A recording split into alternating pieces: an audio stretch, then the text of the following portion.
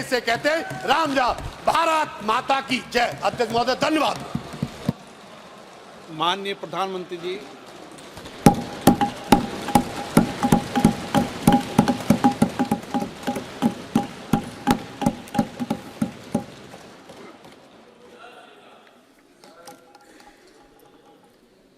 माननीय अध्यक्ष जी, मैं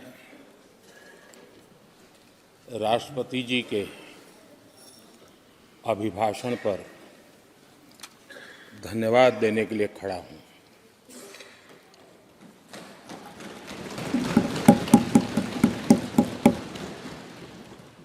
संसद के इस नए भवन में जब आदरणीय राष्ट्रपति जी हम सबको संबोधित करने के लिए आई और जिस गौरव और सम्मान के साथ सेंगोल पूरे प्रोसेसन का नेतृत्व कर रहा और हम सब उसके पीछे पीछे चल रहे थे। नए सदन में ये नई परंपरा भारत के आजादी के उस पवित्र पल का प्रतिबिंब जब साक्षी बनता है तो लोकतंत्र की गरिमा कई गुना ऊपर चली जाती है।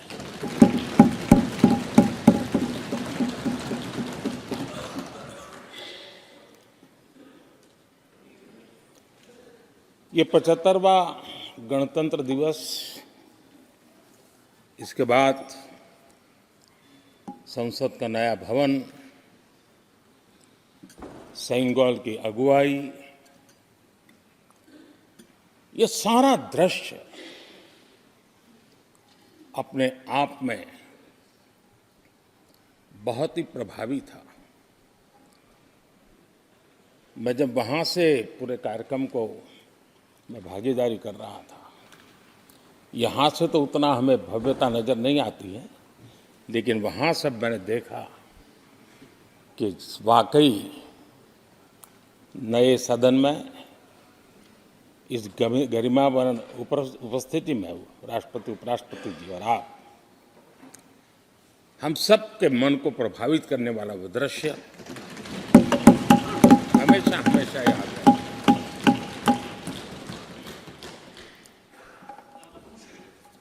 जिन माननीय करीब 60 से ज़्यादा माननीय सदस्यों ने राष्ट्रपति जी के आभार प्रस्ताव पर अपने अपने विचार रखे हैं, मैं विनम्रता के साथ अपने अपने विचार व्यक्त करने वाले सभी अपने माननीय सांसदगण का आभार व्यक्त करता हूं। मैं विशेष रूप से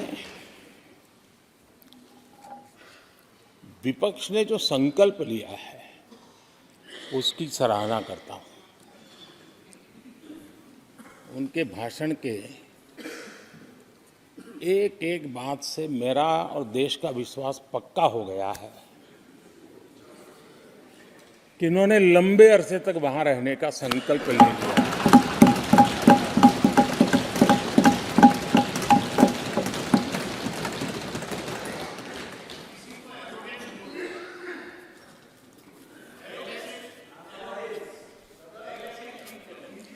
आप कई दशक तक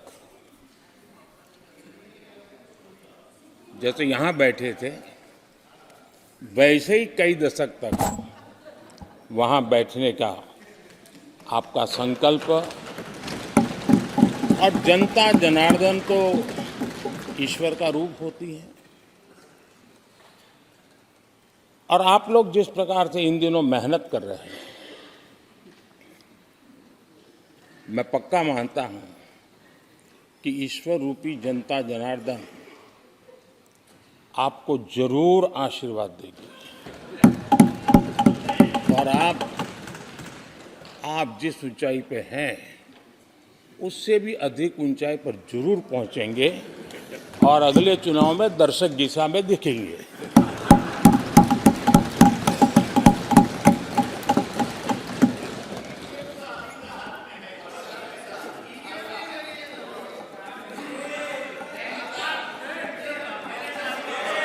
अधीर रंजन जी, इस बार आपने आपका कॉन्ट्रैक्ट उनको दे दिया है क्या?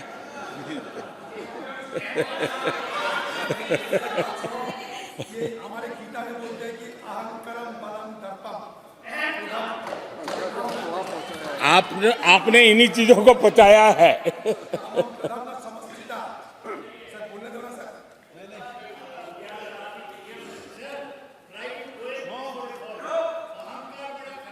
आदरणीय अध्यक्ष महोदय,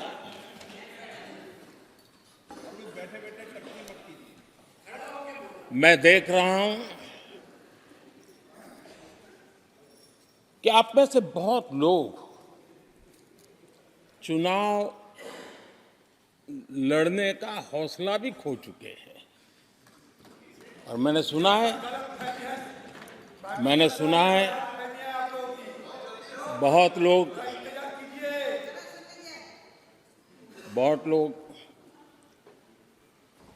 पिछली बार भी सीट बदली, इस बार भी कुछ सीट बदलने के फिराक में हैं। और मैंने सुना है बहुत लोग अब लोकसभा के बजाय राज्यसभा में जाना चाहते हैं। तो स्थितियों का आकलन करके वो अपना अपना रास्ता ढूंढ रहे हैं। आदरणीय अध्यक्ष जी, राष्ट्रपति जी का भाषण एक प्रकार से तथ्यों के आधार पर, हकीकतों के आधार पर एक बहुत बड़ा दस्तावेज है जो देश के सामने राष्ट्रपति जी ने प्रस्तुत किया। और इस पूरे दस्तावेज को आप देखेंगे तो उन हकीकतों को समेटने का प्रयास किया है जिससे देश किस स्पीड से प्रगति कर रहा है, किस स्केल के साथ गतिविधियों का विस्तार हो रहा है, उसका लेखा जोखा आदरणीय राष्ट्रपति जी ने प्रस्तुत किया है। आदरणीय राष्ट्रपति जी ने भारत के उज्जवल भविष्य को ध्यान में रखते हुए 4 मजबूत स्तंभों पर हम सबका ध्यान केंद्रित किया है। और उनका सही आकलन है कि देश के 4 स्तंभ जितने ज्यादा मजबूत होंगे, जितने ज्यादा विकसित होंगे, जितने ज्यादा समृद्ध होंगे, हमारा देश उतना ही समृद्ध होगा, उतना ही तेजी से समृद्ध होगा। और उन्होंने इन 4 स्तंभों का उल्लेख करते हुए देश की नारी शक्ति, देश की युवा शक्ति, देश के हमारे गरीब भाई बहन और देश के हमारे किसान, हमारे मछुआरे, हमारे पशुपालक, उनकी चर्चा की है। इनके सशक्तिकरण के माध्यम से राष्ट्र के विकसित भारत के लक्ष्य को प्राप्त करने की जो राह है, उसका स्पष्ट दिशा निर्देश आदरणीय राष्ट्रपति जी ने कहा है। अच्छा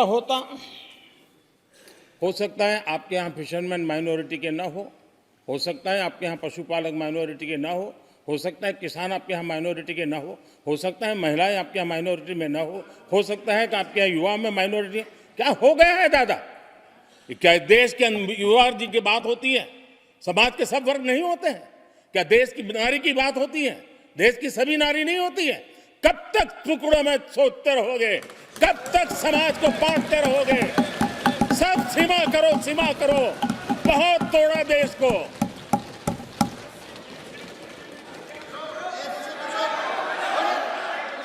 आदरणीय अध्यक्ष जी, अच्छा होता कि जाते जाते तो कम से कम इस चर्चा के दरमियान कुछ सकारात्मक बातें होती, कुछ सकारात्मक सुझाव आते, लेकिन हर बार की तरह आप सब साथियों ने देश को बहुत निराश किया, क्योंकि आपकी सोच की मर्यादा देश समझ पा रहा है और उसको बार बार दर्द होता है कि ये दशा है इनकी सोचने की मर्यादा इतनी है। आदरणीय अध्यक्ष जी, नेता तो बदल गए, लेकिन टेप रिकॉर्डर वही बज रही है, वही बातें, कोई नई बात आती नहीं और पुरानी ढपली और पुराना राग वही चलता रहता है आपका। चुनाव का वर्ष था, थोड़ी मेहनत करते, कुछ नया निकाल करके लाते, जनता को जरा संदेश दे पाते, उसमें भी फेल गए आप। चलिए, ये भी मैं सिखाता हूं। आदरणीय अध्यक्ष जी, आज विपक्ष की जो हालत होगी ना, इसकी सबसे दोषी कांग्रेस पार्टी है।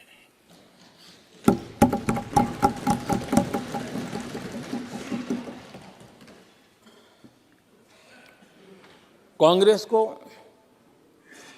एक अच्छा विपक्ष बनने का बहुत बड़ा अवसर मिला और 10 साल कम नहीं होते, लेकिन 10 साल में उस दायित्व को निभाने में भी वे पूरी तरह विफल गए और जब खुद विफल हो गए तो विपक्ष में और भी होनहार लोग हैं, उनको भी उभरने नहीं दिया, क्योंकि फिर मामला और गड़बड़ हो जाए। इसलिए हर बार यही करते रहे कि और भी विपक्षी जो तेजस्वी लोग हैं उनको दबा दिया जाए। हाउस में कई यंग हमारे माननीय सांसदगण हैं, उत्साह भी उमंग भी है, लेकिन अगर वो बोलें, उनकी छवि उभर जाए तो शायद किसी की छवि बहुत दब जाए। उस चिंता में इस यंग जनरेशन को मौका न मिले, हाउस को ही चलने नहीं दिए गए। यानी एक प्रकार से इतना बड़ा नुकसान कर दिया है, खुद का भी, विपक्ष का भी, संसद का भी और देश का भी। और इसलिए, और मैं हमेशा चाहता हूं कि देश को एक स्वस्थ अच्छे विपक्ष की बहुत जरूरत है।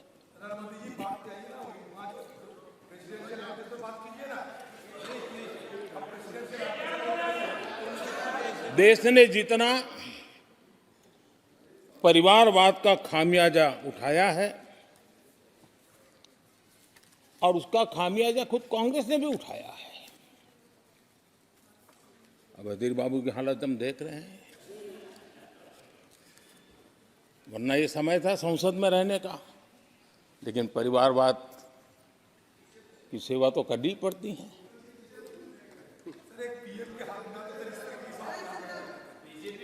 आदरणीय अध्यक्ष जी, अब हालत देखिए, हमारे खरगे जी इस सदन से उस सदन शिफ्ट हो गए और गुलाम नबी जी तो पार्टी से ही शिफ्ट कर गए। ये सब परिवारवाद के भेंट चढ़ गए। एक ही प्रोडक्ट बार बार लॉन्च करने के चक्कर में कांग्रेस की दुकान ताला लगने की नौबत आ गई है। और ये दुकान हम नहीं कह रहे, आप लोग कह रहे हैं। आप लोग कहते हैं दुकान खोली है, सब जगह पे बोलते हैं, दुकान को ताला लगने की बात आई।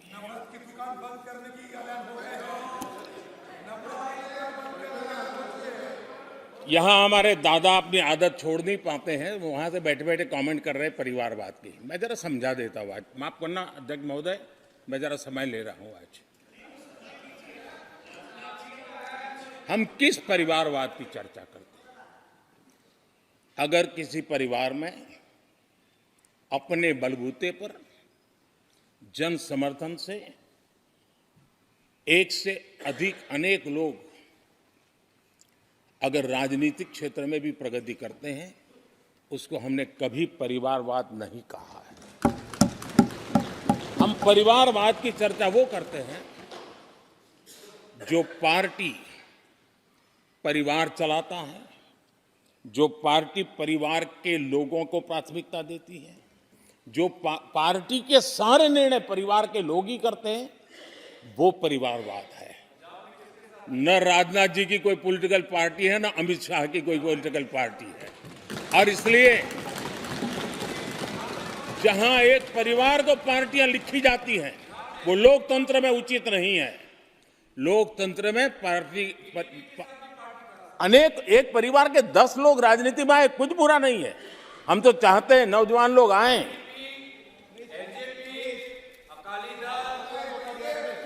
हम भी चाहते हैं ये इसकी चर्चा करिए। हमारे साथ आपके साथ मेरा विषय नहीं है।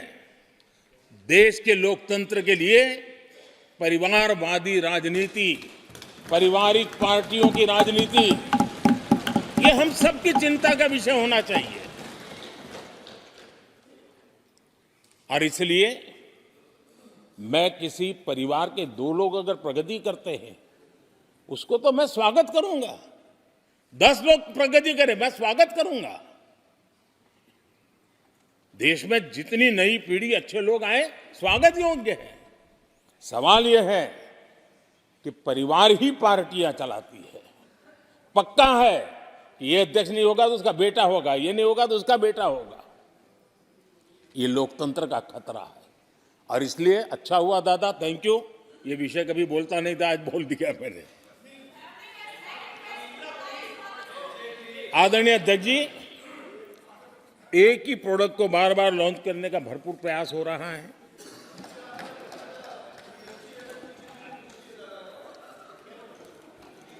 आदरणीय अध्यक्ष जी, कांग्रेस एक परिवार में उलझ गई है। देश के करोड़ों परिवार की आकांक्षाएं और उपलब्धियां वो देख पा ही नहीं रहे, देख सकते नहीं।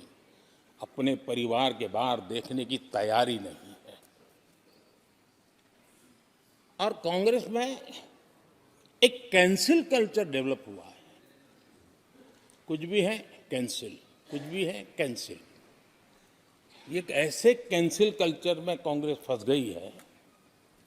अगर हम कहते हैं मेक इन इंडिया, तो कांग्रेस कहती है कैंसिल। हम कहते हैं आत्मनिर्भर भारत, कांग्रेस कहती है कैंसिल। हम कहते हैं वोकल फॉर लोकल, कांग्रेस कहती है कैंसिल। हम कहते हैं वंदे भारत ट्रेन, कांग्रेस कहती है कैंसिल। हम कहते हैं संसद की नई इमारत, कांग्रेस कहती है कैंसिल। यानी मैं हैरान हूं, ये कोई मोदी की उपलब्धियां नहीं है, देश की उपलब्धियां है।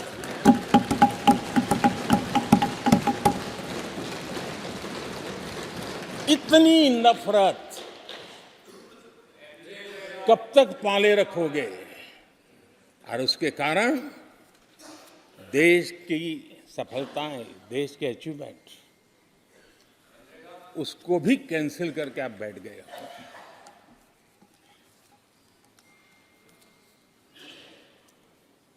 आदरणीय अध्यक्ष जी, राष्ट्रपति जी ने विकसित भारत के रोड मैप पर चर्चा करते हुए आर्थिक पहलुओं पर विस्तार से चर्चा की। अर्थव्यवस्था के मूलभूत जो आधार है, उसके की बारीकी से चर्चा की। और भारत की मजबूत अर्थव्यवस्था को आज पूरी दुनिया सराह रही है, पूरी दुनिया उससे प्रभावित है। और जब विश्व संकट से गुजर रहा है, तब तो उनको और ज्यादा अच्छा लगता है। G20 समिट के अंदर सारे देश ने देखा है कि पूरा विश्व भारत के लिए क्या सोचता है, क्या कहता है, क्या आशा करता है।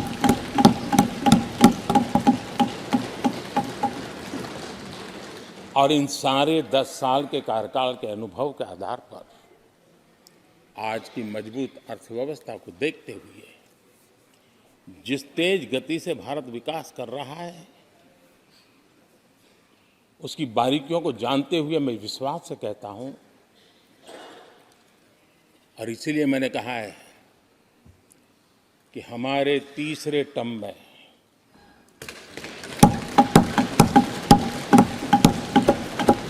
भारत दुनिया की तीसरी बड़ी आर्थिक ताकत बनेगा।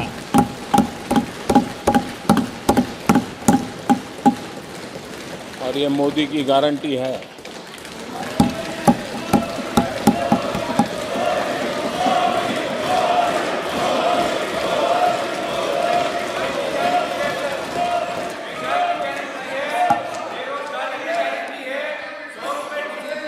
माननीय अध्यक्ष जी, इनको पहले मौका नहीं दिया था क्या? सबको मौका दिया है ना? हाँ,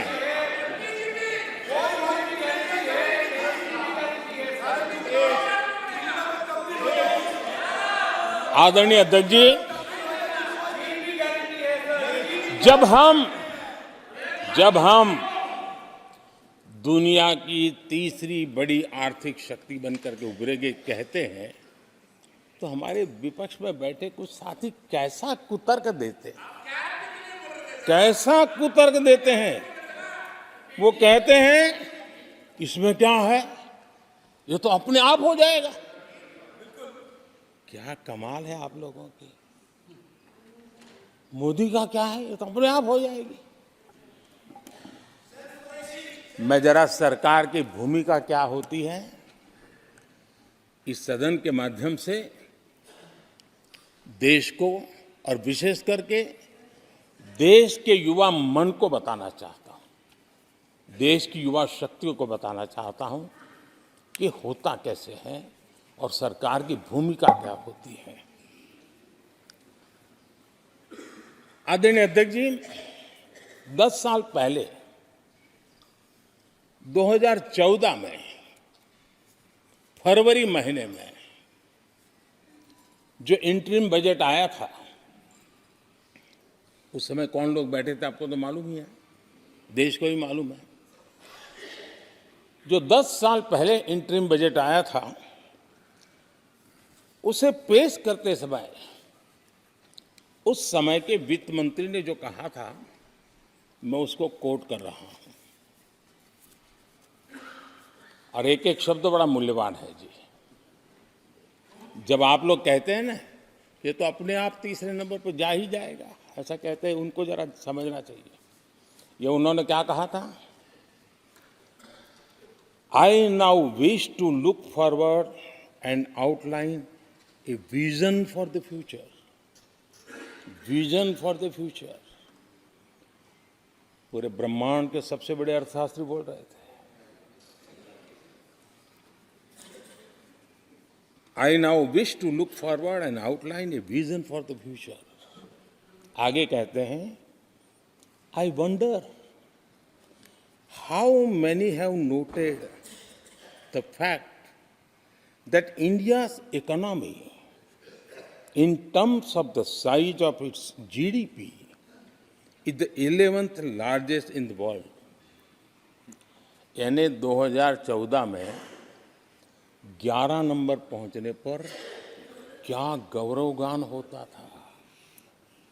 आज 5 पर पहुंच गए और आपको क्या हो गया, क्या हो गया। आदरणीय अध्यक्ष जी, आदरणीय अध्यक्ष जी, आदरणीय अध्यक्ष जी, आदरणीय अध्यक्ष जी, आदरणीय अध्यक्ष जी, आदरणीय अध्यक्ष जी, मैं आगे पढ़ रहा हूं। गोगोई जी, थैंक यू, आपने अच्छा कहा। मैं आगे पढ़ रहा हूं, ध्यान से सुनिए साथियों, ध्यान से सुनिए। उन्होंने कहा था is the 11th largest in the world. बड़ा गौरव का बात था। There are great things in the store. आगे वो कह रहे हैं, there are great things in store. फिर आगे कहते हैं, there is a well argued view that in the next 3 decades, India's nominal GDP will take the country to the third rank after the US and China.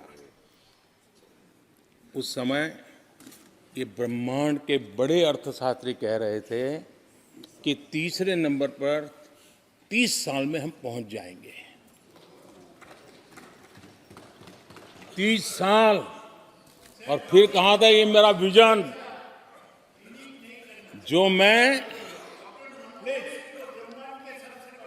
Manmohan Singh नहीं थे उस वक्त, मनमोहन सिंह नहीं थे। बहुत लोग हैं जो ये ख्यालों में रहते हैं वो ब्रह्मांड के सबसे बड़ी अर्थशास्त्री है। ये लोग 2014 में कह रहे हैं और विजन क्या देखते हैं 2044 यानी 2044 तक तीसरी अर्थव्यवस्था की बात। ये इनकी सोच, ये इनकी मर्यादा, सपना भी देखने का सामर्थ्य खो चुके थे लोग। संकल्प तो दूर की बात थी। 30 साल का इंतजार करने के लिए मेरे देश की युवा पीढ़ी को कह कर गए थे, लेकिन हम आज आपके सामने विश्वास से खड़े हैं, इस पवित्र सदन में खड़े हैं और मैं आपको विश्वास दिलाता हूं कि 30 साल हम नहीं लगने देंगे। ये मोदी की गारंटी है। मेरे तीसरे कार्यकाल में देश दुनिया की तीसरी आर्थिक शक्ति बन जाए।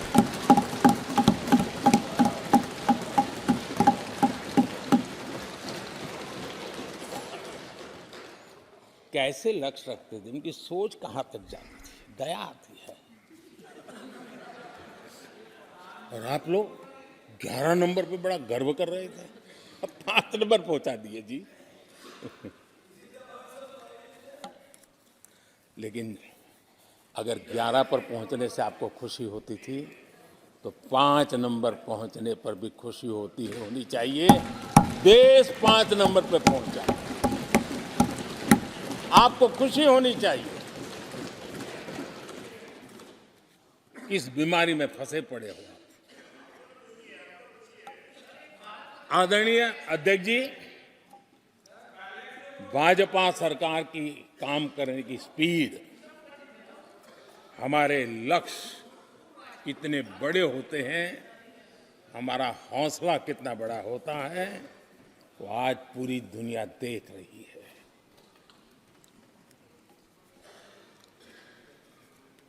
और आदरणीय अध्यक्ष जी, एक कहावत है हमारे उत्तर प्रदेश में, खास ये कहावत कही जाती है, 9 दिन चले 2.5 कोस।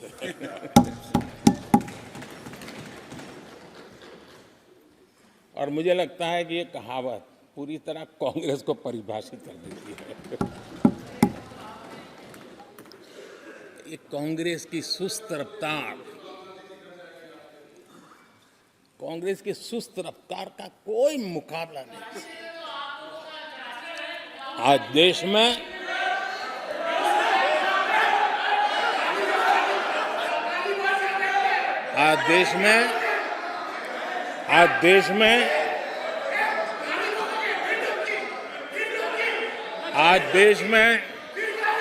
जिस रफ्तार से काम हो रहा है,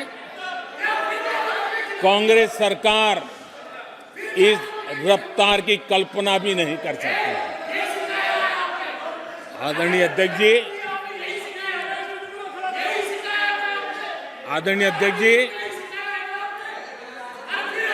शहरी गरीबों के लिए हमने गरीबों के लिए 400 घर हमने गरीबों के लिए, आदरणीय अध्यक्ष जी, हमने गरीबों के लिए 4 करोड़ घर बनाए।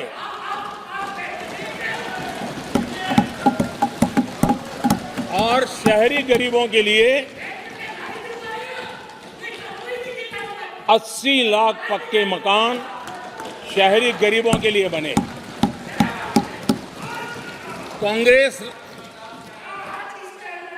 अगर कांग्रेस की रफ्तार से घर बने होते तो क्या हुआ होता, मैं इसका हिसाब लगाता हूं। अगर कांग्रेस की जो रफ्तार थी उस प्रकार से चला होता तो 100 साल लगते, इतना काम करने में 100 साल लगते, 5 पीढ़ियां गुजर जाती। आदरणीय अध्यक्ष जी, 10 वर्ष में 40,000 किलोमीटर रेलवे ट्रैक का इलेक्ट्रिफिकेशन हुआ। अगर कांग्रेस की रफ्तार से देश चलता, इस काम को करने में 80 साल लग जाते। एक प्रकार से 4 पीढ़ियां गुजर जाती। आदरणीय अध्यक्ष जी, हमने 17 करोड़ अधिक गैस कनेक्शन दिए। ये मैं 10 साल का हिसाब दे रहा हूं। अगर कांग्रेस की चाल से चलते तो ये कनेक्शन देने में और 60 साल लग जाते। 3 पीढ़ियां धुएं में खाना पकाते पकाते गुजर जाती। आदरणीय अध्यक्ष जी, हमारी सरकार ने सैनिटेशन कवरेज 40% से 100% तक पहुंची है। अगर कांग्रेस की रफ्तार होती तो ये काम होते होते 60-70 साल और लगते और कम से कम 3 पीढ़ियां गुजर जाती। लेकिन गारंटी नहीं होता कि नहीं होता। आदरणीय अध्यक्ष जी, कांग्रेस की जो मानसिकता है, जिसका देश को बहुत नुकसान हुआ, कांग्रेस ने देश के सामर्थ्य पर कभी भी विश्वास नहीं किया। वे अपने आप को शासक मानते रहे और जनता जनार्दन को हमेशा कमतर आंकते गए, छोटा आंकते गए। आदरणीय अध्यक्ष जी, देश के नागरिकों के लिए कैसा सोचते थे, मैं जानता हूं। मैं नाम बोलते ही उनको जरा चुभन होगी, लेकिन 15 अगस्त लाल किले से प्रधानमंत्री नेहरू ने जो कहा था वो मैं जरा पढ़ता हूं।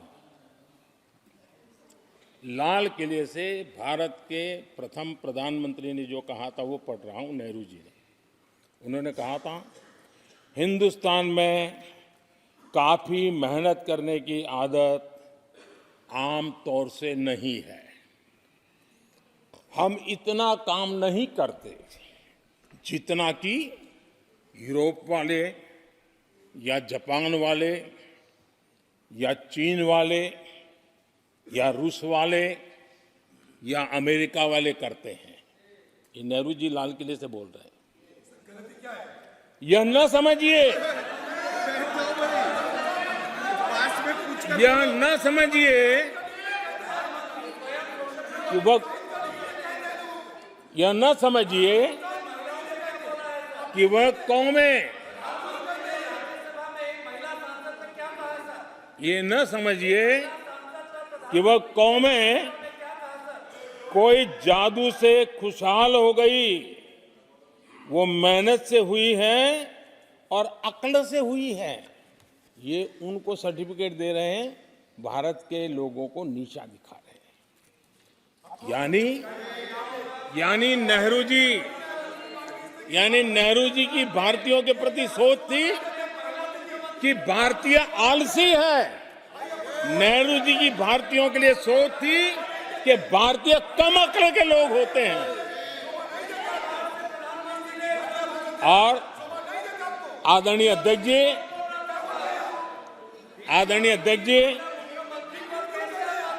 इंदिरा जी की सोच भी उससे ज्यादा अलग नहीं थी। इंदिरा जी ने जो लाल किले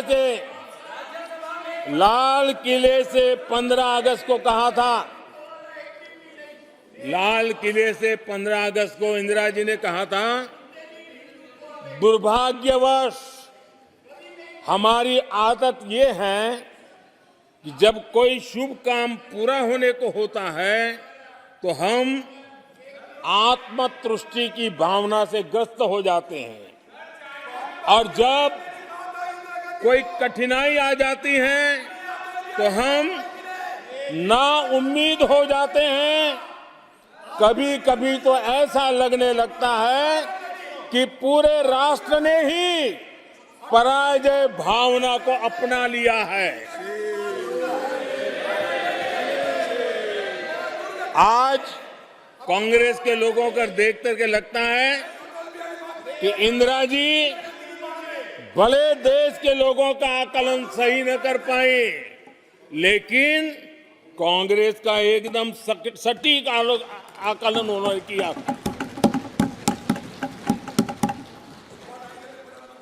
कांग्रेस के शाही परिवार के लोग मेरे देश के लोगों को ऐसा ही समझते थे, उनके विषय में ऐसे ही थे। और आज भी वही सोच देखने को मिलती है। माननीय अध्यक्ष जी,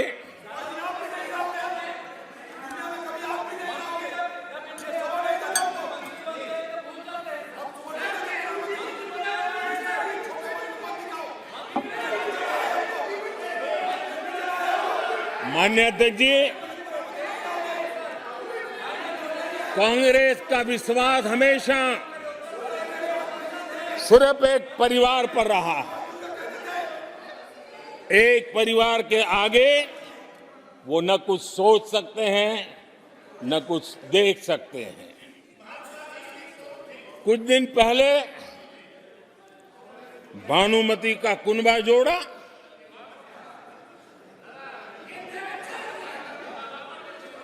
लेकिन फिर एकला चलो रे करने लग गए।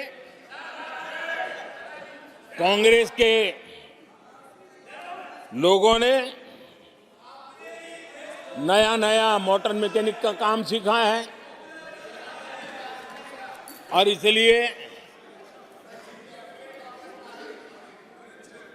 अलाइनमेंट क्या होता है उसका ज्ञान तो हो गया होगा, लेकिन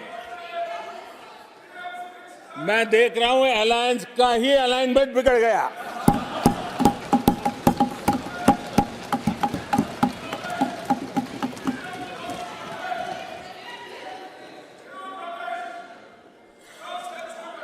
इनको अपने इस कुनबे में अगर एक दूसरे पर विश्वास नहीं है तो ये लोग देश पर विश्वास कैसे करेंगे। आदरणीय अध्यक्ष जी, हमें देश के सामर्थ्य पर भरोसा है, हमें लोगों की शक्ति पर भरोसा है। आदरणीय अध्यक्ष जी, देश की जनता ने हमें जब पहली बार सेवा करने का अवसर दिया तो हमने पहले कार्यकाल में यूपीए के समय के जो गड्ढे थे वो गड्ढे भरने में हमारा काफी समय और शक्ति लगी। हम पहले कार्यकाल में वो गड्ढे भरते रहे। हमने दूसरे कार्यकाल में नए भारत की नींव रखी और तीसरे कार्यकाल में हम विकसित भारत को निर्माण को नई गति देंगे। आदरणीय अध्यक्ष जी, पहले कार्यकाल में हमने स्वच्छ भारत, उज्ज्वला,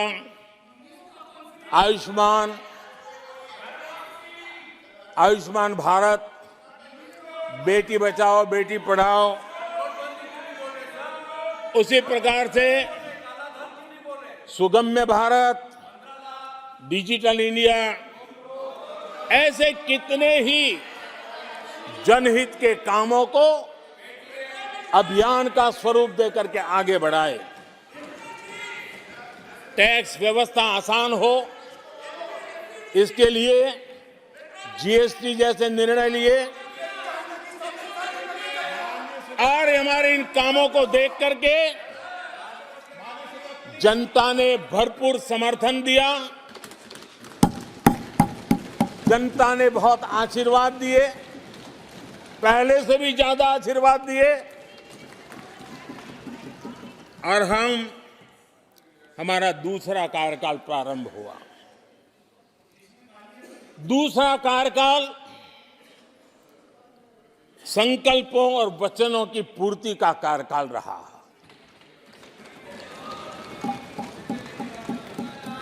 जिन उपलब्धियों का देश लंबे समय से इंतजार कर रहा था, वो सारे काम हमने दूसरे कार्यकाल में पूरे होते देखे।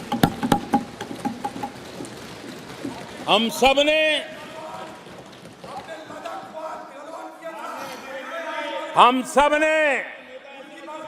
370 खत्म होते हुए देखा।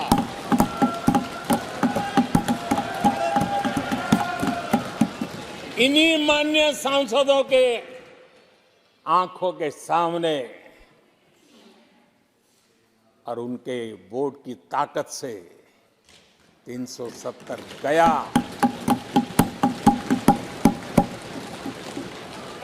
नारी शक्ति वंदन अधिनियम ये दूसरे कार्यकाल में कानून बना। आदरणीय अध्यक्ष जी, अंतरिक्ष से लेकर के ओलंपिक तक सशस्त्र बलों से संसद तक नारी शक्ति के सामर्थ्य की गूंज उठी।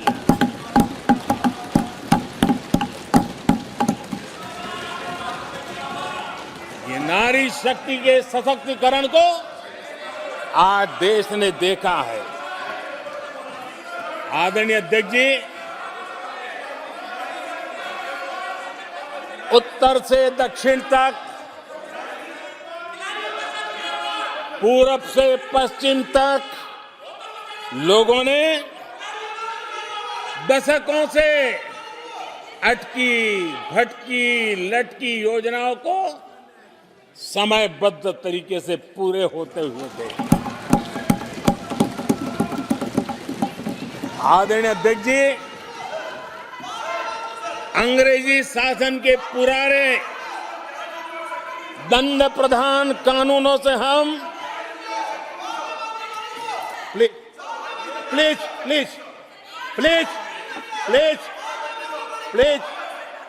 माननीय सदस्यगण, सदन के नेता बोल रहे हैं, आपको प्लीज आप समझाइए। सदन के नेता बोल रहे हैं, आपको मैंने सबको पर्याप्त समय पर्याप्त अवसर दिया था।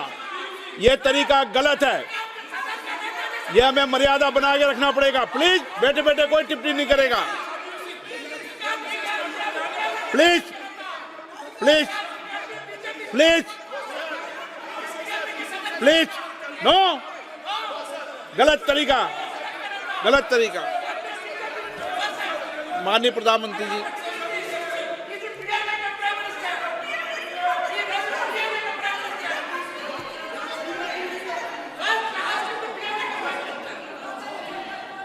ये तरीका है क्या आपका?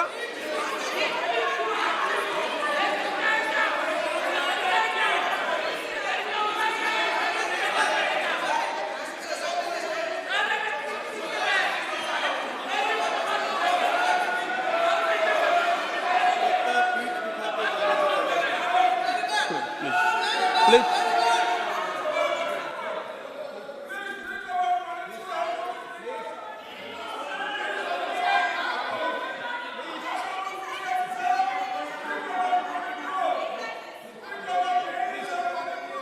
आदरणीय अध्यक्ष जी,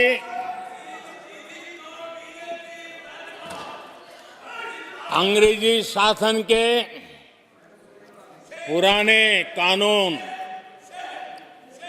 जो दंड प्रधान थे,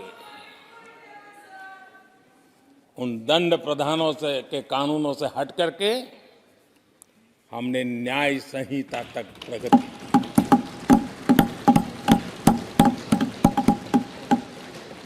हमारी सरकार ने सैकड़ों ऐसे कानूनों को समाप्त किया जो अप्रासंगिक हो गए थे। सरकार ने 40,000 से ज्यादा कंप्लायंसेस खत्म कर दिए। आदरणीय अध्यक्ष जी, भारत ने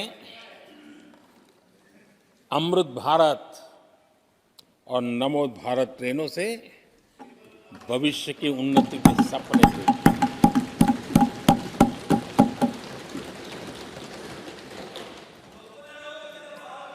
आदरणीय अध्यक्ष जी, देश के गांव-गांव ने, देश के कोटि-कोटि जनों ने विकसित भारत की संकल्प यात्रा देखी है और सैचुरेशन के पीछे कितनी मेहनत की जाती है, उसके हक की चीज उसको मिले, उसके दरवाजे दस्तक देकर के देने का प्रयास देश पहली बार देख रहा है।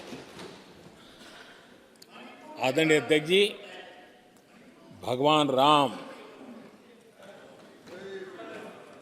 आदरणीय अध्यक्ष जी, भगवान राम न सिर्फ अपने घर लौटे, बल्कि एक ऐसे मंदिर का निर्माण हुआ जो भारत की महान सांस्कृतिक परंपरा को नई ऊर्जा देता रहेगा। और आदरणीय अध्यक्ष जी, अब हमारी सरकार का तीसरा कार्यकाल भी बहुत दूर नहीं है। ज्यादा से ज्यादा 100-125 दिन बाकी है। और अब की बार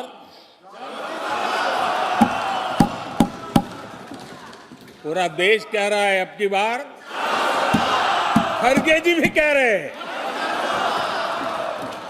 लेकिन अध्यक्ष जी, मैं आमतौर पर ये आंकड़े के चक्कर में नहीं पड़ता, लेकिन मैं देख रहा हूं देश का मिजाज एनडीए को तो 400 पार करवाई के रहेगा, लेकिन भारतीय जनता पार्टी को 370 सीट अवश्य देगा।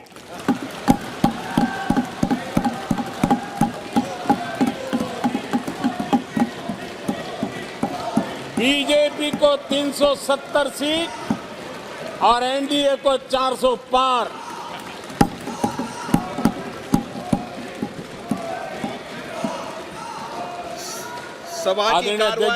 सभा की कार्रवाई इस विषय की समाप्ति तक बढ़ा दी जाए।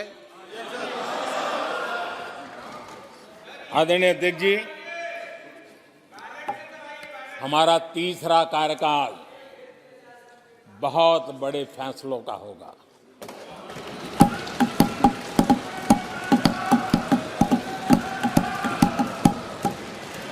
मैंने लाल किले से कहा था और राम मंदिर प्राण प्रतिष्ठा के समय भी मैंने उसको दोहराया था। मैंने कहा था, देश को अगले 1000 वर्षों तक समृद्ध और सिद्धि के शिखर पर देखना चाहिए।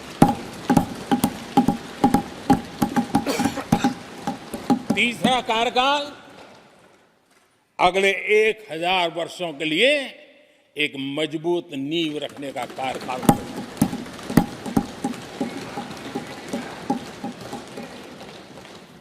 आदरणीय अध्यक्ष जी, मैं भारतवासियों के लिए, उनके भविष्य के लिए बहुत ही विश्वास से भरा हुआ हूं। मेरा देश के 140 करोड़ नागरिकों के सामर्थ्य पर अपार भरोसा है, मेरा बहुत विश्वास है।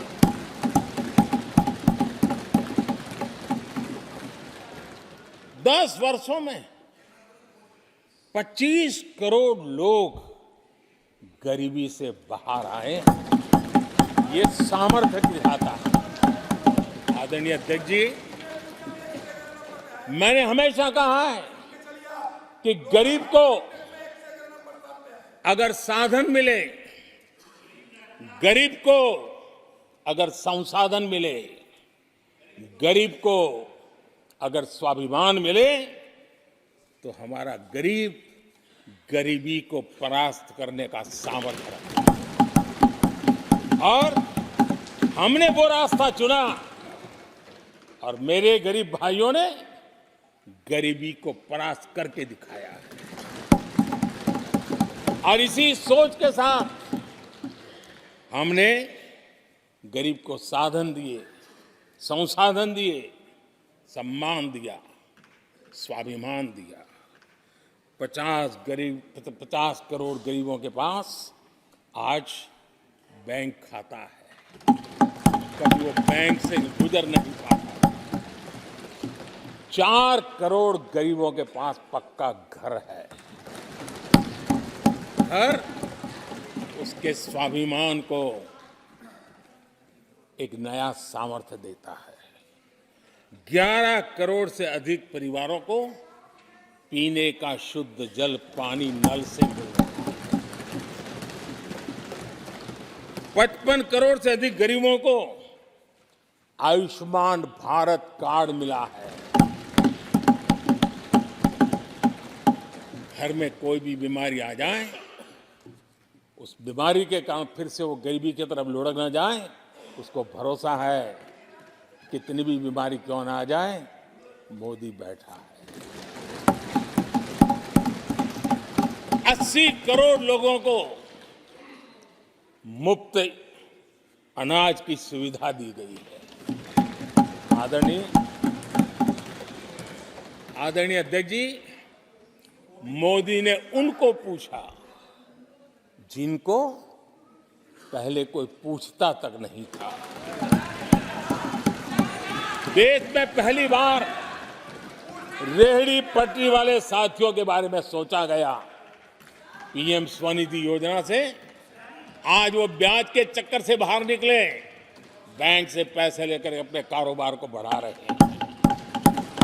देश में पहली बार हाथ का हुनर जिनका सामर्थ्य है, जो राष्ट्र का निर्माण भी करते हैं, ऐसे मेरे विश्वकर्मा साथियों के बारे में सोचा गया। उनको आधुनिक टूल, आधुनिक ट्रेनिंग, पैसों की मदद, वैश्विक मार्केट उनके लिए खुल जाए, ये मेरे विश्वकर्मा भाइयों के लिए हमने कहा। देश में पहली बार पीवीटीजी यानी जनजातियों में भी अति पिछड़े जो हमारे भाई बहन हैं, संख्या बहुत कम है, वोट के हिसाब से किसी को नजर नहीं जाती।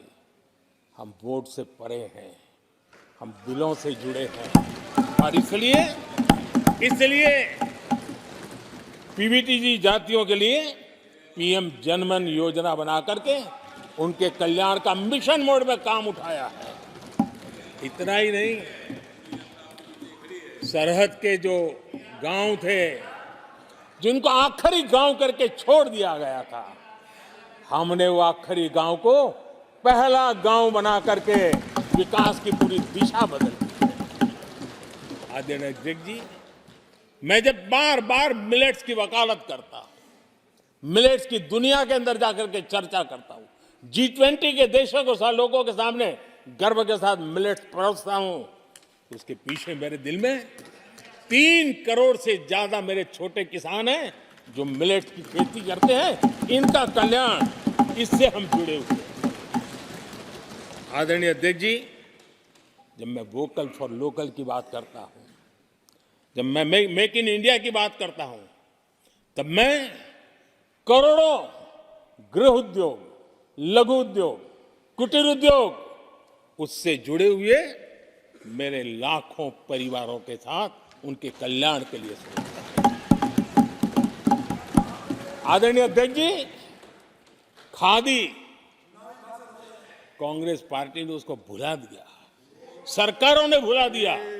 आज मैं खादी के ताकत देने में सफलतापूर्वक आगे बढ़ा हूं, क्योंकि खादी के साथ, हैंडलूम के साथ करोड़ों बुनकरों की जिंदगी लगी हुई है। मैं उनके कल्याण को देखता हूं। आदरणीय अध्यक्ष जी, हमारी सरकार हर कोने में गरीबी को निकालने के लिए, गरीब को समृद्ध बनाने के लिए अनेक विविध प्रयासों को कर रही है। जिनके लिए वोट बैंक ही था, उनके लिए उनका कल्याण संभव नहीं था। हमारे लिए उनका कल्याण राष्ट्र का कल्याण है और इसलिए हम उसी रास्ते पर चल पड़े। आदरणीय अध्यक्ष जी, कांग्रेस पार्टी ने, यूपीए सरकार ने ओबीसी समुदाय के साथ भी कोई न्याय नहीं किया, अन्याय किया। इन लोगों ने ओबीसी नेताओं का अपमान करने में कोई कोर कसर नहीं छोड़ी है। कुछ दिन पहले जब कर्पूरी ठाकुर जी को भारत रत्न दिया, हमने वो सम्मान किया। लेकिन याद करिए, उस कर्पूरी ठाकुर अति पिछड़े समाज से ओबीसी समाज के उस महापुरुष के साथ क्या व्यवहार हुआ था, किस प्रकार से उनके साथ जुल्म किया। 1970 में बिहार के मुख्यमंत्री बने तो उनको पद से हटाने के लिए कैसे कैसे खेल खेले गए थे। उनकी सरकार अस्थिर करने के लिए क्या कुछ नहीं किया गया था। आदरणीय अध्यक्ष जी, कांग्रेस को अति पिछड़ा व्यक्ति बर्दाश्त नहीं हुआ था। 1987 में जब कांग्रेस के पास पूरे देश में उनका झंडा फहरता था, सत्ता ही सत्ता थी, तब उन्होंने कर्पूरी ठाकुर को प्रतिपक्ष के नेता के रूप में स्वीकार करने से मना कर दिया। और कारण क्या दिया? वो संविधान का सम्मान नहीं कर सकते। जिस कर्पूरी ठाकुर ने पूरा जीवन लोकतंत्र के सिद्धांतों के लिए, संविधान की मर्यादाओं के लिए खपा दिया, उनका अपमान करने का काम कांग्रेस पार्टी ने किया था। आदरणीय अध्यक्ष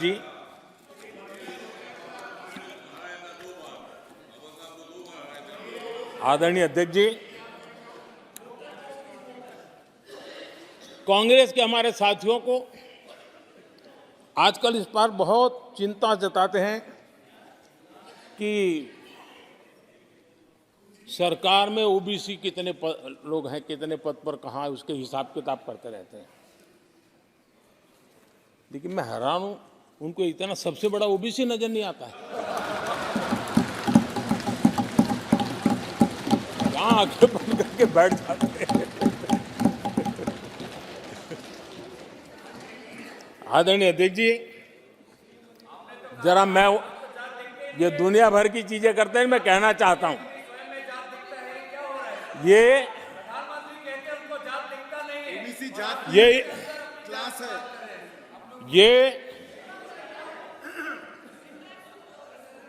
यूपीए के समय एक एक्स्ट्रा कॉन्स्टिट्यूशनल बॉडी बनाई गई थी, जिसके सामने सरकार की कुछ नहीं चलती थी। नेशनल एडवाइजरी काउंसिल, जरा कोई निकाल करके देखे उसमें क्या कोई ओबीसी था क्या? जरा निकाल के देखिए। इतनी बड़ी बड़ी पावरफुल बॉडी बनाई थी और वो तो अपॉइंट कर रहे थे। आदरणीय अध्यक्ष जी, पिछले 10 वर्षों में नारी शक्ति के सशक्तिकरण को लेकर के अनेक विविध कदम उठाए गए। नारी के नेतृत्व में समाज के सशक्तिकरण पर काम किया गया है। आदरणीय अध्यक्ष जी, अब देश की बेटी, हिंदुस्तान में कोई ऐसा सेक्टर नहीं है जहां देश की बेटियों के लिए दरवाजे बंद हो।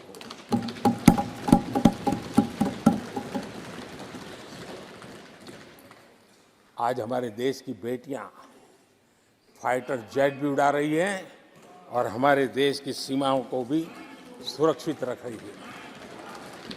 आदरणीय अध्यक्ष महोदय, ग्रामीण व्यवस्था अर्थव्यवस्था हमारी है। Women self help group 10 crore बहनें जुड़ी है और आर्थिक गतिविधि करती है और ग्रामीण अर्थव्यवस्था को वो नई ताकत दे रही है। और मुझे आज खुशी है कि इन प्रयासों का परिणाम है कि आज करीब करीब 1 करोड़ लखपति दीदी आज देश में है। और जब मेरी उनसे बातें होती है, उनका जो आत्मविश्वास देखता हूं, मेरा पक्का विश्वास है हम जिस तरह आगे बढ़ रहे हैं, आने वाले हमारे कार्यकाल में 3 करोड़ लखपति दीदी हमारे देश के अंदर देखेंगे। आप कल्पना कर सकते हैं गांव की अर्थव्यवस्था को कितना बड़ा बदलाव हो जाएगा। आदरणीय अध्यक्ष जी, हमारे देश में बेटियों के संबंध में जो पहले सोच थी, समाज के घर में घुस गई थी, दिमाग में भी घुस गई थी, आज वो सोच कितनी तेजी से बदल रही है। थोड़ा सा बारीकी से देखेंगे तो हमें पता चलेगा कितना बड़ा सुखद बदलाव आ रहा है। पहले अगर बेटी का जन्म होता था तो चर्चा होती थी, अरे खर्चा कैसे उठाएंगे, उसको कैसे पढ़ाएंगे, उसके आगे की जिंदगी का एक प्रकार से कोई बोझ है, ऐसी चर्चाएं हुआ करती थी। आज बेटी पैदा होती है तो पूछा जाता है, अरे सुकन्या समृद्धि अकाउंट खुला कि नहीं खुला। बदलाव। आदरणीय जी, पहले सवाल होता था प्रेग्नेंट होने पर नौकरी नहीं कर पाओगे। पहले ये बात होती थी प्रेग्नेंट होने पर नौकरी नहीं कर पाओगे। आज कहा जाता है 26 हफ्ते की पेड लीव और बाद में भी अगर चाहिए तो मिलेगी। ये बदलाव होता है। पहले समाज में सवाल होते थे कि महिला होकर नौकरी क्यों करना चाहती हो, क्या पति की सैलरी कम पड़ रही, ऐसे सवाल होते थे। आज लोग पूछ रहे हैं, मैडम आपका जो स्टार्टअप है ना बहुत प्रगति कर रहा है, क्या मुझे नौकरी मिलेगी। ये बदलाव।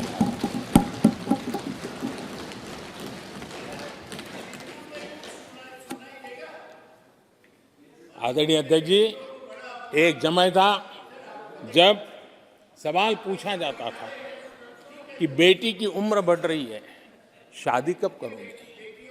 बेटी की उम्र बढ़ रही है, शादी कब करोगे। आज पूछा जाता है, बेटी पर्सनल और प्रोफेशनल दोनों कामों को संतुलित कितना बढ़िया करती हो, कैसे करती हो।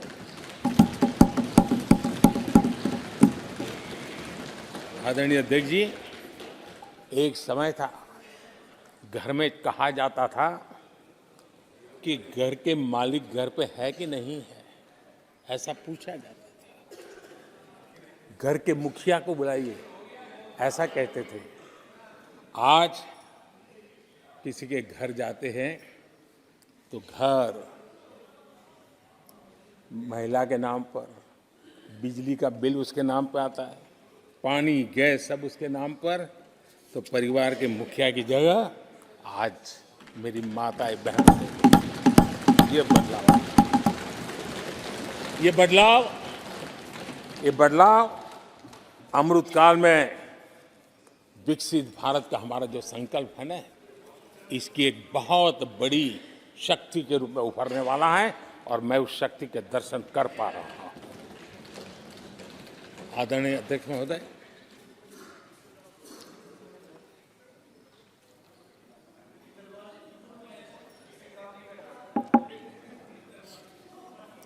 किसानों के लिए आंसू बहाने की आदत मैंने बहुत देखी है। किसानों के साथ कैसा कैसा विश्वासघात किया गया है, ये देश ने देखा है। कांग्रेस के समय कृषि के लिए कुल वार्षिक बजट होता था 25,000 करोड़ रुपया। आदरणीय अध्यक्ष जी, हमारी सरकार का बजट है 1.25 करोड़ रुपया।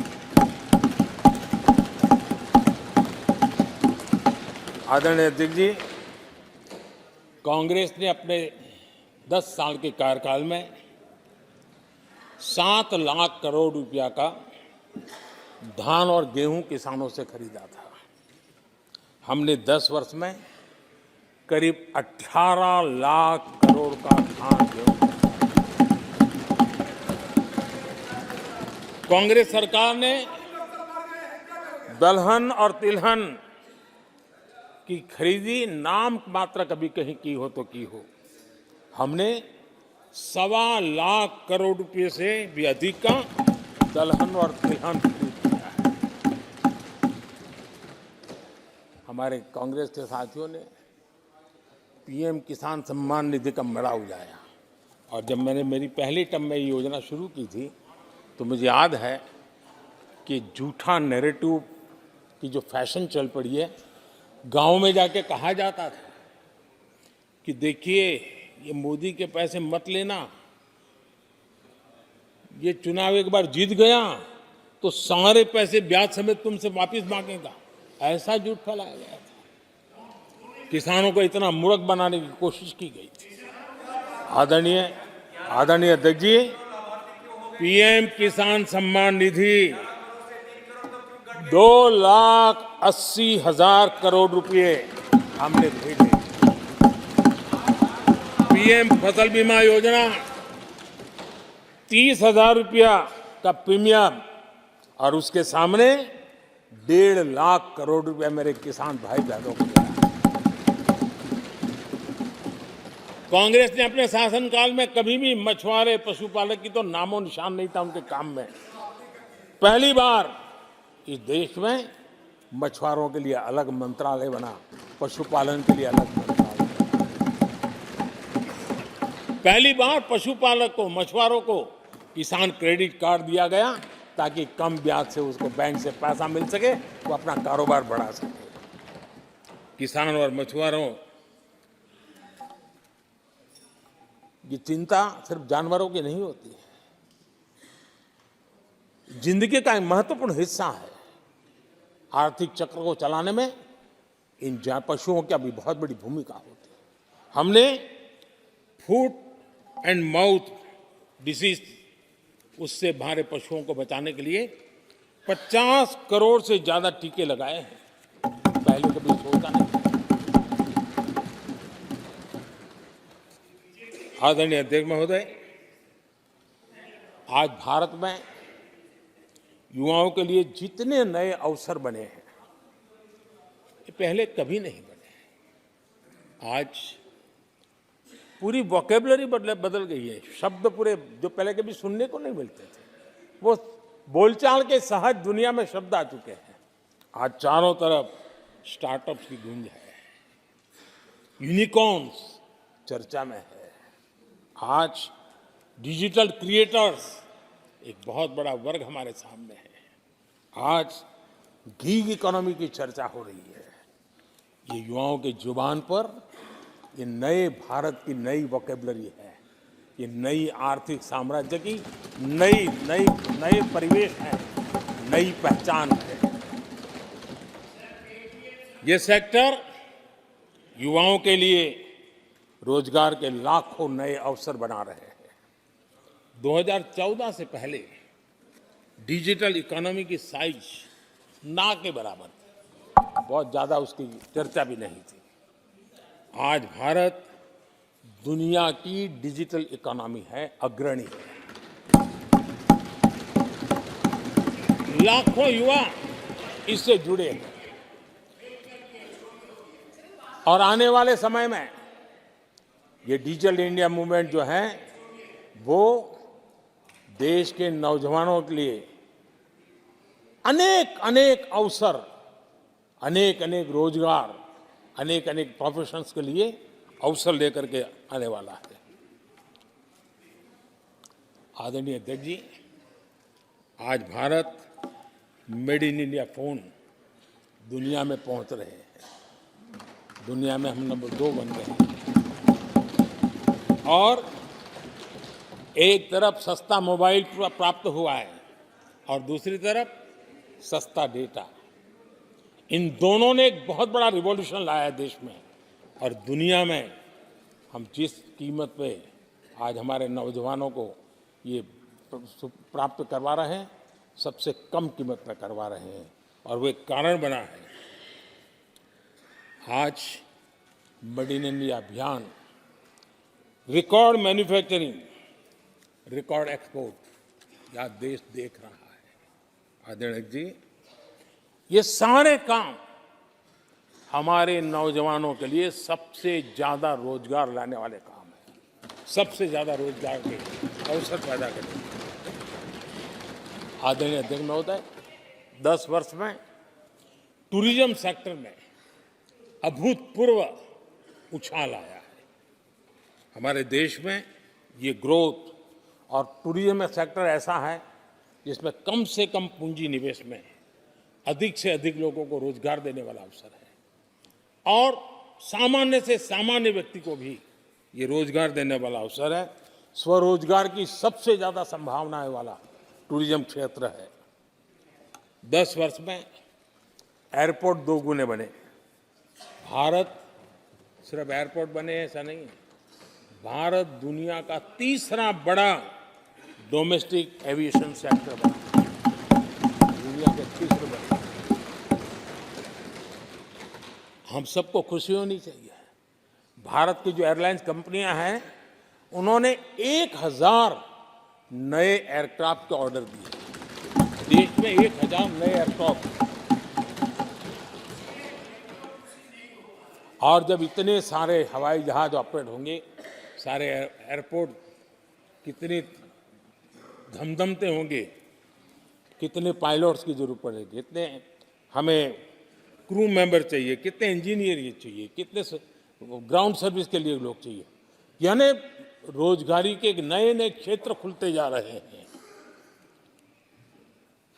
एविएशन सेक्टर भारत के लिए एक बहुत बड़ा नया अवसर बन करके आया है। आदरणीय अध्यक्ष जी, हमारी कोशिश नहीं है कि इकोनॉमी को हम फॉर्मलाइज करने की दिशा में मजबूती से कदम उठाए, युवाओं को नौकरी भी मिले, सोशल सिक्योरिटी भी मिले।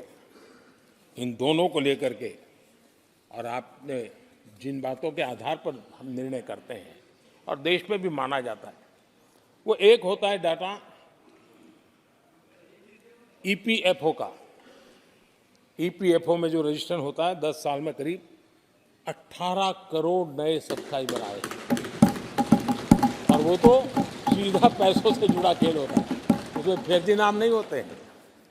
मुद्रा लोन पाने वालों में 8 करोड़ लोग ऐसे हैं जिन्होंने जीवन में पहली बार कारोबार अपना शुरू किया है, बिजनेस। और जब मुद्रा लोन लेता है तो खुद तो रोजगारी पाता है, 1 या 2 और लोगों को भी रोजगारी देता है, क्योंकि उसका काम ऐसा होता है।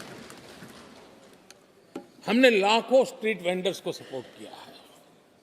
10 करोड़ महिलाएं एसएचजी से जुड़ी, जैसा मैंने कहा, 1 लाख और लखपति दीदी 1 करोड़, ये अपने आप में बहुत। और मैंने जैसा कहा, हम 3 करोड़ के टारगेट को। आदरणीय अध्यक्ष जी, कुछ आंकड़े हैं जो अर्थशास्त्री समझते हैं, नहीं सामान्य मानवी भी समझता है।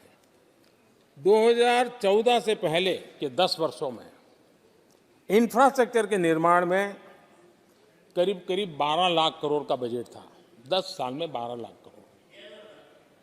बीते 10 वर्षों में इंफ्रास्ट्रक्चर निर्माण के अंदर बजट 44 लाख करोड़, 44 लाख करोड़।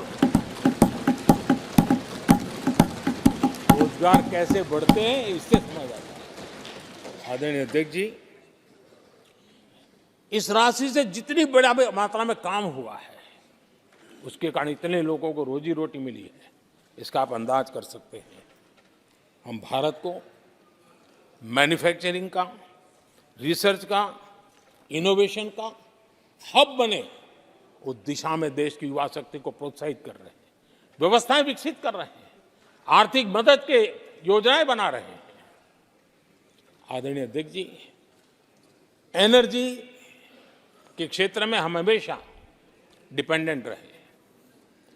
एनर्जी के सेक्टर में हमें आत्मनिर्भर होने की दिशा में बहुत कुछ करने की आवश्यकता है और हमारी कोशिश है ग्रीन एनर्जी की तरफ। हाइड्रोजन को लेकर के हम बहुत बड़ी मात्रा में आगे बढ़ रहे हैं, उसमें अभूतपूर्व निवेश। उसी प्रकार से दूसरा क्षेत्र है जिसमें भारत को लीड लेनी होगी, वो है सेमीकंडक्टर। पिछली सरकारों ने जितने प्रयास किए लेकिन सफलता नहीं मिली। अब हम जिस स्थिति में पहुंचे हैं, मैं विश्वास से कहता हूं कि हमारे 3 दशक खराब भले हो गए, लेकिन आने वाला समय हमारा है।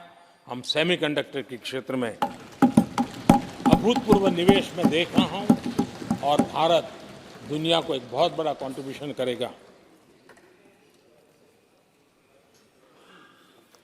इन सारे कारणों से आदरणीय अध्यक्ष जी, क्वालिटी जॉब की संभावनाएं बहुत बढ़ने वाली हैं और जिसके कारण समाज में जैसे जैसे हमने एक अलग स्किल मिनिस्ट्री बनाई, उसके पीछे हेतु ये है कि देश के नौजवानों को हुनर मिले और ऐसे अवसर मिले, और हम इंडस्ट्री 4.0 उसके लिए मैन पावर को तैयार करते हुए आगे बढ़ने की दिशा में काम कर रहे हैं।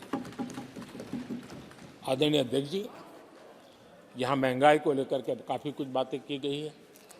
मैं जरूर चाहूँगा कि देश के सामने कुछ सच्चाइयाँ आनी चाहिए। इतिहास गवाह है, जब भी कांग्रेस आती है महंगाई लाती है।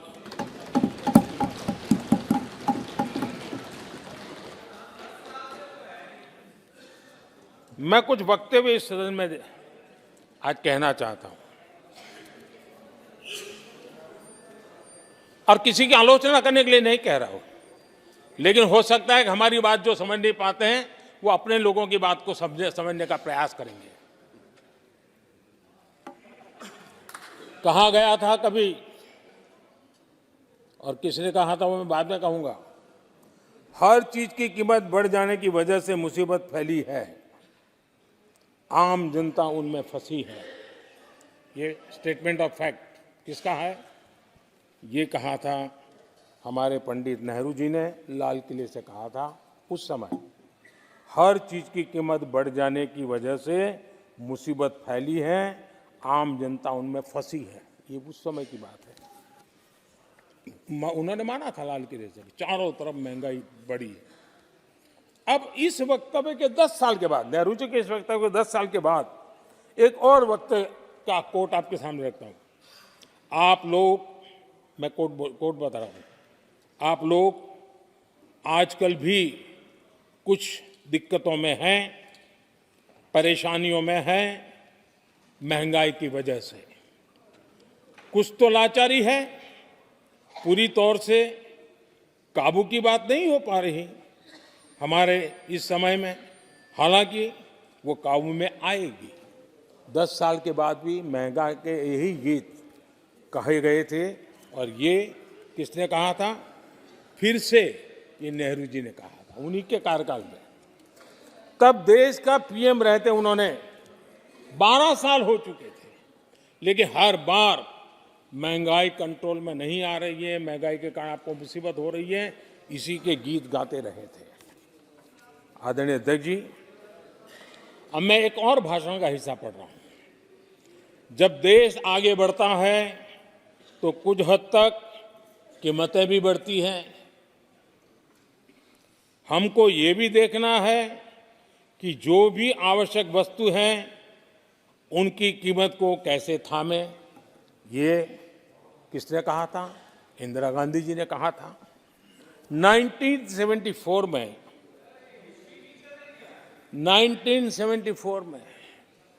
जब देश में सारे उन्होंने दरवाजे ताले लगा दिए थे, लोगों को जेल में बंद कर दिया था, 30% महंगाई थी, 30%।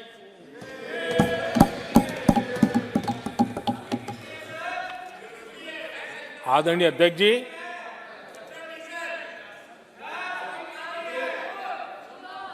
अपने भाषण में यहां तक कहा गया था, क्या कहा था, आप चौंक जाएंगे। उन्होंने कहा था अगर जमीन न हो, यानी कुछ पैदावार के लिए जमीन न हो, तो अपने गमले और कनस्तर में सब्जी उगा लें। ये ऐसी सलाहें उच्च पद पर बैठे हुए लोग दिया करते थे। जब देश में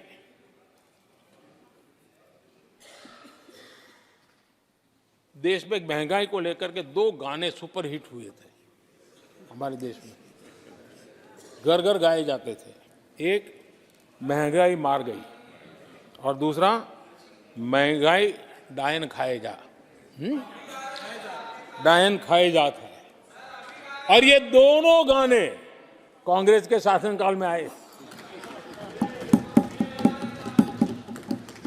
आदरणीय अध्यक्ष जी, यूपीए के शासनकाल में महंगाई डबल डिजिट में थी, डबल डिजिट में महंगाई थी, इसको नकार नहीं सकते हैं। और यूपी का सरकार का तर्क क्या था जी? असंवेदनशीलता। ये कहा गया था कि महंगी आइसक्रीम खा सकते हो तो महंगाई का रोना क्यों रो रहे हो, ये कहा गया था, ये कहा गया था। जब भी कांग्रेस आई है उसने महंगाई को ही मजबूत किया। आदरणीय अध्यक्ष जी, हमारी सरकार ने महंगाई को लगातार नियंत्रण में रखा है। दो युद्ध के बावजूद और 100 साल में आए सबसे बड़े संकट के बावजूद महंगाई नियंत्रण में है और हम कर पाए हैं।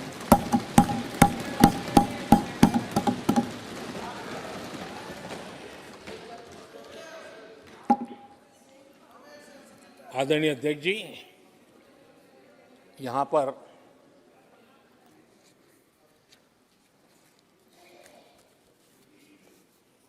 बहुत गुस्सा व्यक्त किया गया।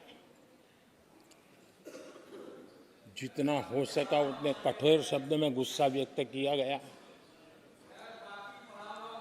उनका दर्द मैं समझता हूं, उनकी मुसीबत और ये गुस्सा मैं समझता हूं, क्योंकि तीर निशाने पर लगा है।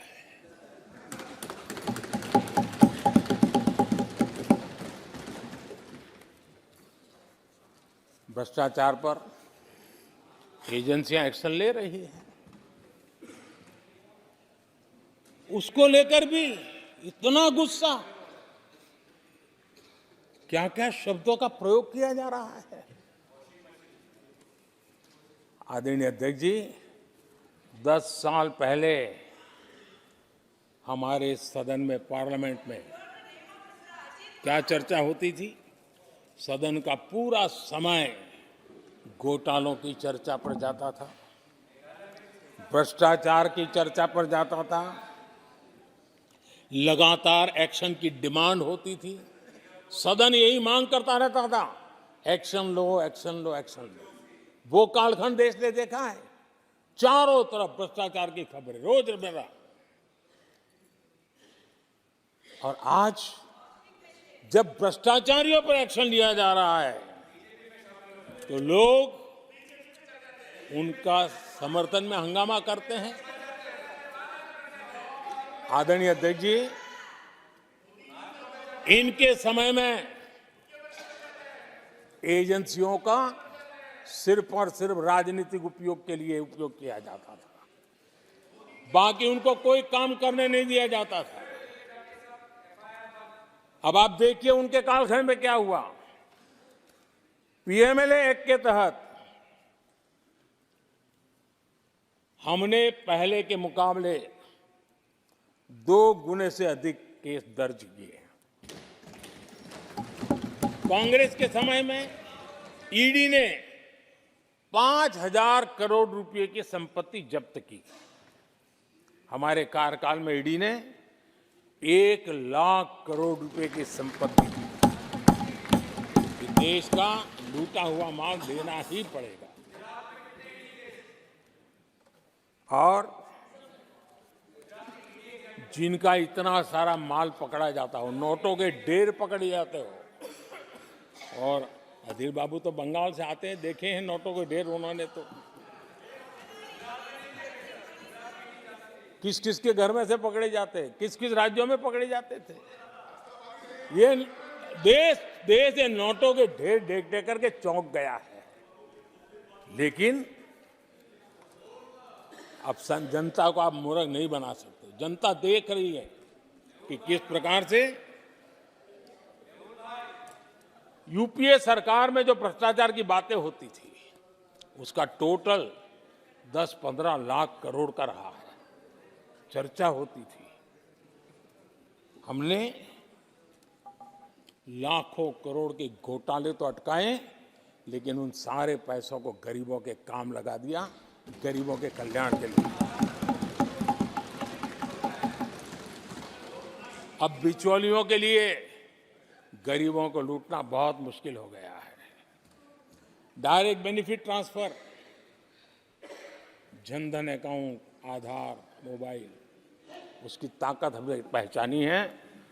30 लाख करोड़ रुपए से ज्यादा रकम हमने लोगों के खाते में सीधी पहुंचाई।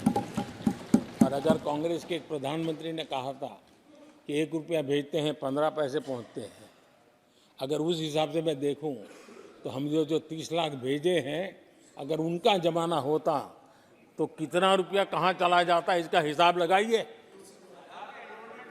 15% मुश्किल से लोगों के पास पहुंचता, बाकी सब कहां चला जाता।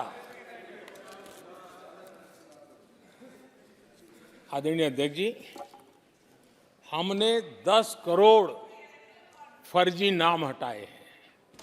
अभी लोग पूछते हैं पहले इतना आंकड़ा था, क्यों कम हुआ? आपने ऐसी व्यवस्था बनाई थी कि जिस बेटी का जन्म नहीं हुआ उसको आपके यहां से विधवा पेंशन जाते थे।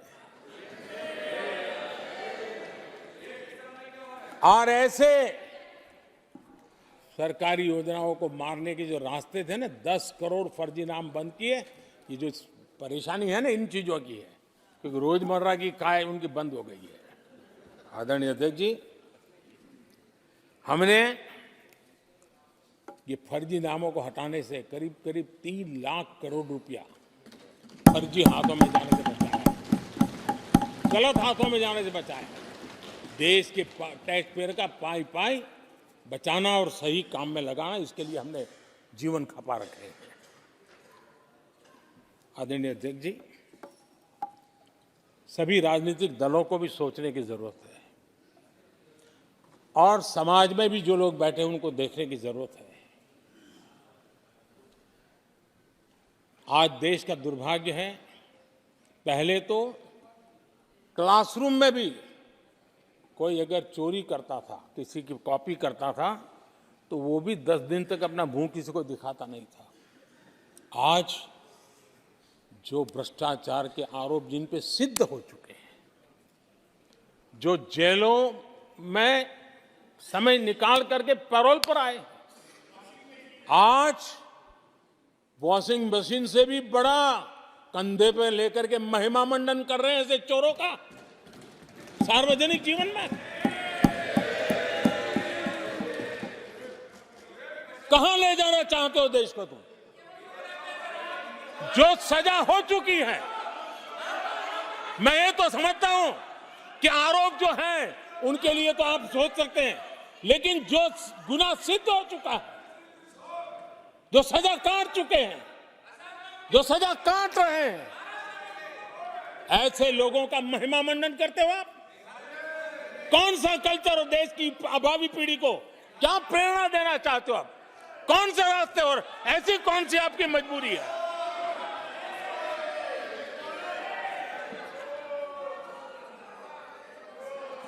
और ऐसे लोगों का महिमा मंडन किया जा रहा है, उनको महान बताया जा रहा है।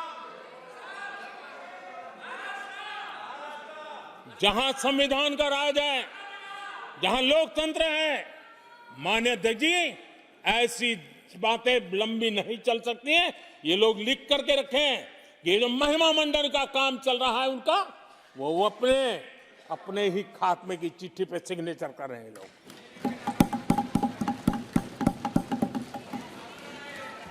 आदरणीय अध्यक्ष जी, जांच करना ये एजेंसियों का काम है।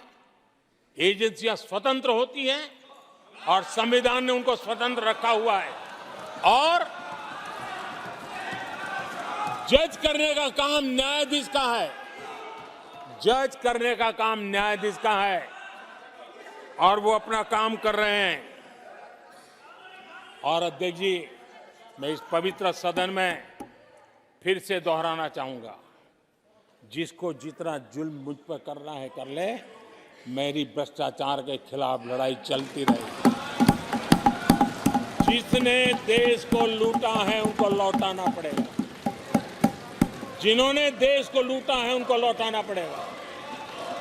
ये मैं देश को इस सदन की पवित्र जगह से वादा करता हूं।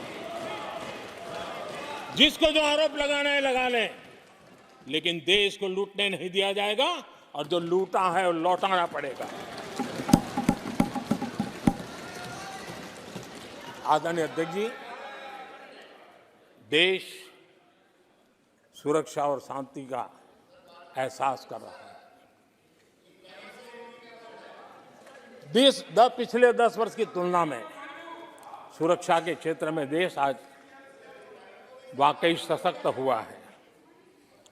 आतंकवाद, नक्सलवाद एक छोटे दायरे में अब सिमटा हुआ है।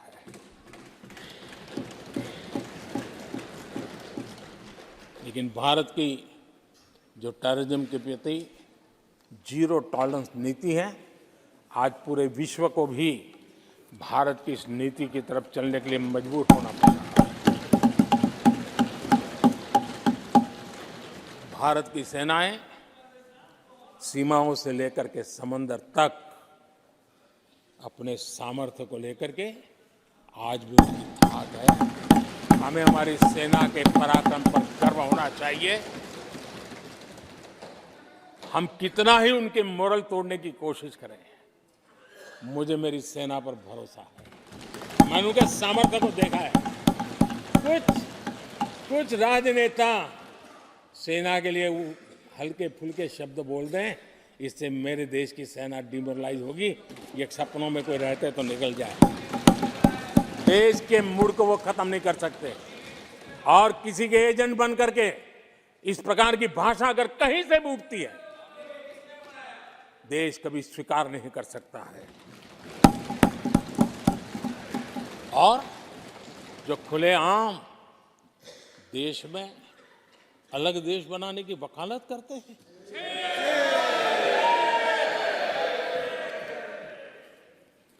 जोड़ने की बातें छोड़ो, तोड़ने की कोशिश करिए। यार, आपके अंदर क्या पड़ा हुआ है?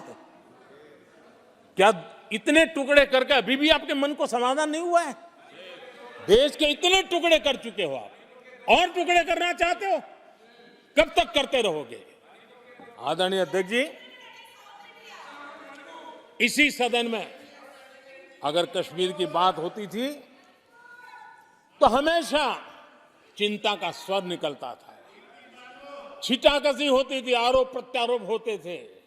आज जम्मू कश्मीर में अभूतपूर्व विकास की चर्चा हो रही है और गर्व के साथ हो रही है।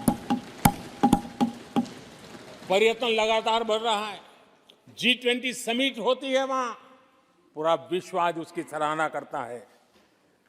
आर्टिकल 370 को लेकर के कैसा हुआ बना के रखा था। कश्मीर के लोगों ने जिस प्रकार से उसको गले लगाया है, कश्मीरी जनता ने जिस प्रकार से गले लगाया है, और आखिर के ये समस्या किसकी देन थी? किसने देश के माथे पर मारा था? किसने भारत के संविधान के अंदर इस प्रकार की दरार करके रखी हुई थी? आदरणीय अध्यक्ष जी, अगर नेहरू जी का नाम लेते हैं तो उनको बुरा लगता है, लेकिन कश्मीर को जो समस्याएं झेलनी पड़ी उसके मूल में उनकी ये सोच थी और उसी का परिणाम है देश को भुगतना पड़ा। जम्मू कश्मीर के लोगों को, देश के लोगों को नेहरू जी की गलतियों का बहुत बड़ी कीमत चुकानी पड़ी है। आदरणीय अध्यक्ष जी, वो भले गलतियां करके गए, लेकिन हम मुसीबतें झेल करके भी गलतियों सुधारने के लिए हमारी कोशिश जारी रखेंगे। हम रुकने वाले नहीं हैं। हम देश के लिए काम करने के लिए निकले हुए लोग हैं। हमारे लिए नेशन फर्स्ट है। आदरणीय अध्यक्ष जी, मैं सभी राजनीतिक दलों के नेताओं से आग्रह करूंगा, सभी माननीय सदस्यों से आग्रह करूंगा, भारत के जीवन में एक बहुत बड़ा अवसर आया है। वैश्विक परिवेश में भारत के लिए बड़ा अवसर आया है। एक नए आत्मविश्वास के साथ आगे बढ़ने का अवसर आया है। राजनीति अपनी जगह पे होती है, आरोप प्रत्यारोप अपनी जगह पर होता है, लेकिन देश से बढ़कर कुछ नहीं होता है। और इसलिए आइए मैं निमंत्रण देता हूं आपको, कंधे से कंधा मिलाकर के हम देश के निर्माण के लिए आगे बढ़े। राजनीति में किसी भी जगह पर रहते हुए भी राष्ट्र निर्माण में आगे बढ़ने में कोई रुकावट नहीं आती। आप इस राह को मत छोड़िए। मैं आपका साथ मांग रहा हूं, मां भारती के कल्याण के लिए साथ मांग रहा हूं। मैं विश्व के अंदर जो अवसर आया है, उस अवसर को बुलाने के लिए आपका साथ मांगता हूं। मैं आपका सहयोग चाहता हूं 140 करोड़ देशवासियों की जिंदगी को और समृद्ध बनाने के लिए और सुखी बनाने के लिए। लेकिन अगर आप साथ नहीं दे सकते हैं और अगर आपका हाथ ईंटें फेंकने पर ही तुला हुआ है, तो आप लिख करके रखिए, आपकी हर ईंट को मैं विकसित भारत की नींव मजबूत करने के लिए लगाऊंगा। आपके हर पत्थर को मैं विकसित भारत के जो सपनों को लेकर के आप चले, उसकी नींव मजबूत करने के लिए मैं लगाऊंगा और देश को हम उस समृद्धि की ओर लेके जाएंगे। जितने पत्थर उछालने उछाल लीजिए, आपका हर पत्थर भारत के समृद्ध, भारत के विकसित भारत के सपने को समृद्ध बनाने के लिए हर पत्थर को मैं काम में ले लूंगा। ये भी मैं आपको विश्वास दिलाता हूं। आदरणीय अध्यक्ष जी, मैं जानता हूं साथियों की तकलीफें मैं जानता हूं, लेकिन वो जो कुछ भी बोलते हैं मैं दुखी नहीं होता और दुखी होना भी नहीं चाहिए, क्योंकि मैं जानता हूं ये नामदार है, हम कामदार हैं। और हम कामदारों को तो नामदारों से सुनना ही पड़ता है जी। तो नामदार कुछ भी कहते रहें, कुछ भी कहने का उनको तो जन्मजात अधिकार मिले हुए हैं, और हम कामदारों को सुनना होता है। हम सुनते भी रहेंगे और देश को सहजते भी रहेंगे, देश को आगे बढ़ाते रहेंगे।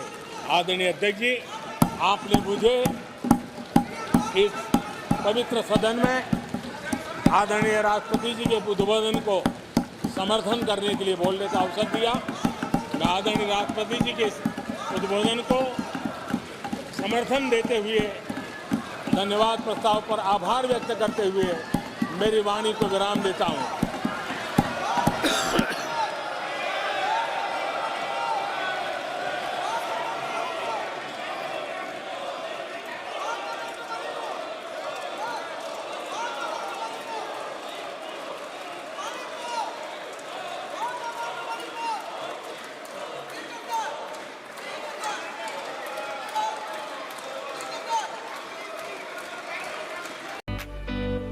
अगर अभी तक आपने हमारा चैनल सब्सक्राइब नहीं किया तो अभी सब्सक्राइब करें और बेल आइकॉन को क्लिक करके हमारी लेटेस्ट खबरों से रहे अपडेट।